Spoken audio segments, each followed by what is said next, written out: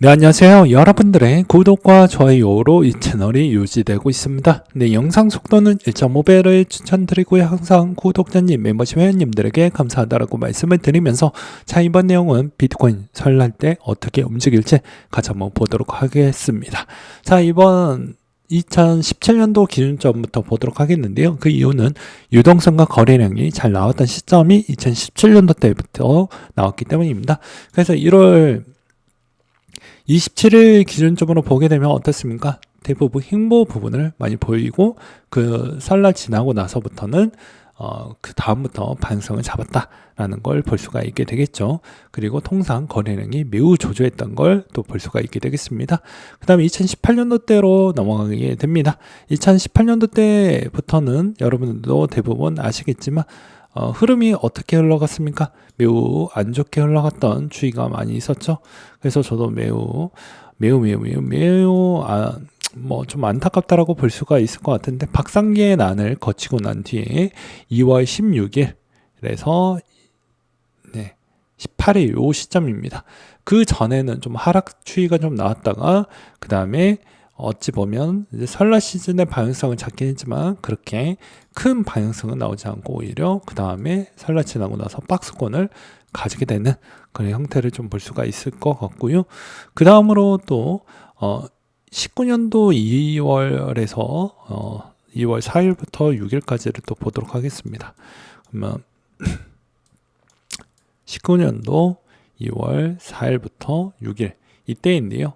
하락이 끝도 없이 이루어졌던 해시레이트 싸움으로 인해서 거의 거래량도 거의 최바닥이었는데, 원래부터 바닥이었지만 최바닥에, 그 다음에 또 명절이 끼고 난 뒤부터 방향성이 다시 또 잡히는 그런 부분을 볼 수가 있게 되겠습니다. 그리고 2020년도 때는 1월 24일부터 1월 26일인데요. 대부분 이때 코로나 빔이 이제 터지기 직전되었죠. 네. 그래서 1월 24일부터 1월 26일 보게 되면 요때입니다. 요때도 마찬가지로 박스권을 갖췄고 거래량도 매우 저조하고 그리고 방향성은 그 다음에 잡혔다.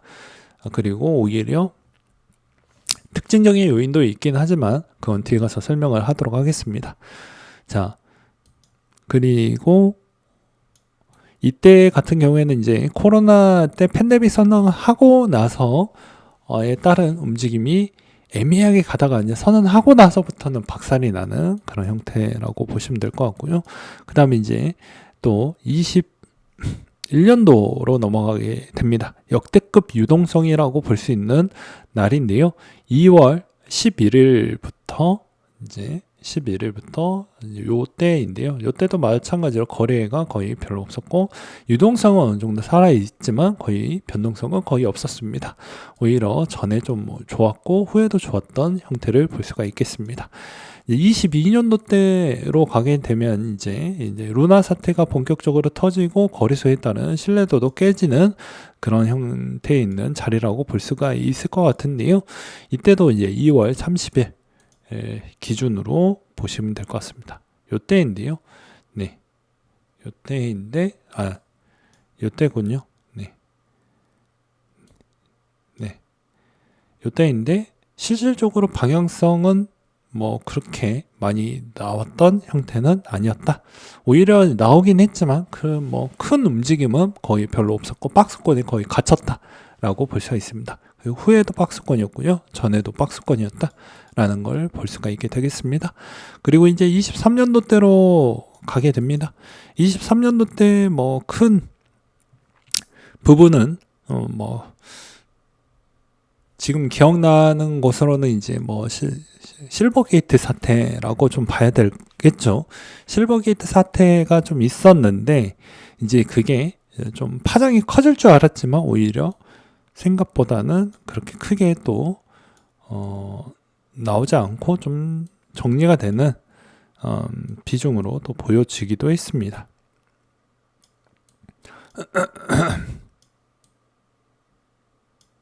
이때인데요. 1월 21일부터 24일까지인데 거의 변동성이 없죠. 유동성은 그래도 좀 더 많이 나왔던 때였습니다. 왜냐? 이제 그 전에 좋았기 때문에. 그 훗날에 좀 횡보를 많이 보여주었다 라고 볼 수 있겠고요. 24년도 때는 이제 여러분들이 그토록 좋아했던 현무 ETF가 되었던 시즌이라고 보시면 될 것 같습니다. 그래서 이때도 보게 되면 이제 2월 9일부터 11일까지인데요. 2월 9일 요때죠. 네, 2월 9일부터 반응성이 계속해서 좋아지고 있지만 캔들에 있는 상승 동력은 그렇게 크진 않았다는 걸 볼 수가 있게 되겠습니다. 그러니까 이번에 이제 25년도 추이를 보게 되면 이제 25년도에는 1월 29일 정도가 될 것 같은데요. 이때는 이제 어떤 움직임을 보여줄지가 관건이긴 하는데 통상적으로 그 전주의 방향성이 올라오다가 좀 조정이 나오는 경우가 있고요. 이렇게 올라오다가 이제 조정을 받는 경우가 1번이 될 것 같고, 오히려 올라가는 형태가 계속 지속이 되었을 경우 횡보하거나 3번, 그리고 오히려 내려가거나 4번이 될 것 같습니다. 그쵸? 그러면 여기서도 이제 하나씩 설명을 드린다고 하면 대부분 올라가다가 횡보하는 경우가 나오게 되면 횡보하고 계속 횡보하는 경우가 나오게 됩니다. 통상적으로 올라가려고 하는 비중이 과거부터 엄청 세게 올랐다고 하면 횡보하거나 더 올라가려고 하는 습성이 있었고요. 횡보하면 오히려 약세하거나 횡보하는 경향성을 더 많이 보여주기도 했습니다. 그리고 내려가는 패턴이 완전히 끝바닥까지 내려가면 오히려 횡보하거나 올라가는 형태를 더 많이 보여주거나 아니면 추가적으로 더 악재가 좀 남아져 있으면 조금 더 살포시 더 내려가는 경향성을 더 많이 보여주었다. 그래서 정리를 해드린다고 하면 대부분 명절 같은 경우에는 방향성이 별로 안 나옵니다. 나온다고 해도 대부분 18시나 19시 시즌 대비부터 보시면 되고요. 뭐 점심에 할 거 하시고 뭐 가족들과 재밌게 보내신 다음에 저녁부터 차트를 보시면 됩니다. 그리고 추석도 마찬가지입니다. 그리고 웬만하면 명절이 껴져 있는 그 주는 거의 변동성이 별로 없습니다. 나온다고 해도 거의 미비할 정도이고요. 그 전주도 거의 비슷한 형태를 많이 보여줬던 평균 분포도를 볼 수가 있게 되겠습니다. 그래서 가장 중요한 건 설날이 끝나고 난 뒤의 방향성이 어떻게 자리를 잡아가느냐에 따라서 달라진다고 볼 수가 있을 것 같고요.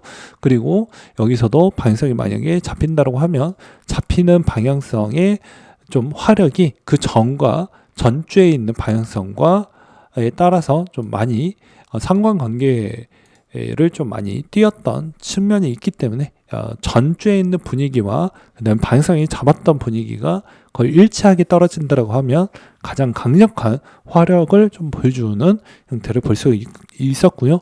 또 그렇지 않았을 경우에는 오히려 더 약세를 계속 이어가는 형태도 나오기도 있습니다. 그리고 명절 끝나고 나서 핵심적인 소식이 아직도 만약에 있다라고 하면 요건 좀 달라질 수는 있겠죠. 그리고 통상적으로 이제 트럼프 취임식 다음에 아시아의 명절이 나오기 때문에 아무래도 이거에 따른 형태가 어떻게인지 영향을 끼칠지도 좀 같이 그려보시길 바라겠습니다. 여전히 그리고 저는 이렇게 이야기를 하고 싶습니다. 이번 25년도 시즌은 상당히 긍정적으로 보고 있는데 만약에 트럼프가 그런 행동적인 부분을 그대로만 이행을 해준다라는 전제 조건 하에 저는 크립토 시장 상당히 25년도 재밌고 흥미롭고 아주 여러분들에게 기쁨만 주는 그런 시즌이 되지 않을까라고 말씀을 드리면서 뭐 이렇게 좀 정리를 드리도록 하겠고요. 그리고 알트코인은 여전히 저는 이렇게 생각을 합니다. 알트코인들은 여전히 재료가 있는 애들 위주로만 좀 보시길 바라겠습니다. 그리고 대부분 행사에 있는 스케줄표를 뭐 특정에 있는 기준점을 명확하게 잡을 필요성이 있어요.